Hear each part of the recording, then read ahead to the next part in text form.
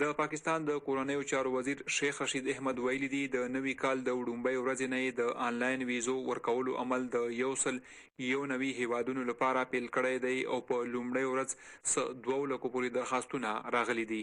نوموړي د پیښور ته یوې دورې په مهال خبريالانو ته وویل ټولو نه زیات شکایتونه بعد افغانستان او چین د ویزو په اړه راتلل، خو اوس به دغه مشکل حل شي او خلکو تک او راتګ به د سره آسان شي.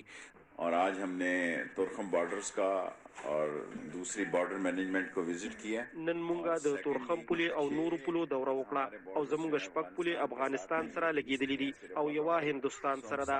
مونږ په وواړه پولو باندې حالات خکول غواړو. نن منول ویزه ختم کړې شوې چې د بډو او رشوتونو مخنیوي وشي. دا د عمران خان خصوصي امر چې ویزو عمل آسان کړی شي او بډې رشوتونه هم ختم کړی شي. और ये खान साहब की हदायत है कि न सिर्फ वीज़े को इजी बनाया जाए बल्कि करप्शन का भी खात्मा किया जाए.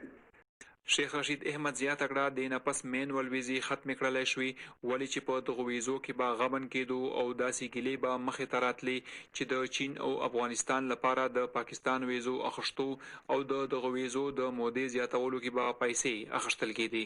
دغه خبري غونډې نه وړاندې هم د کورنیو چارو وزیر د تورخم پولي ته یو لنډه دوره کړې و او هلته یې ویلي مونږ په یاد پوله د وارداتو او صادراتو لپاره یو غوره او ښه نظام مخې ته راوړو او هڅه کوو چې سوداګرانو او عامو خلکو ته زیاتې اسانتیاں ورکړو.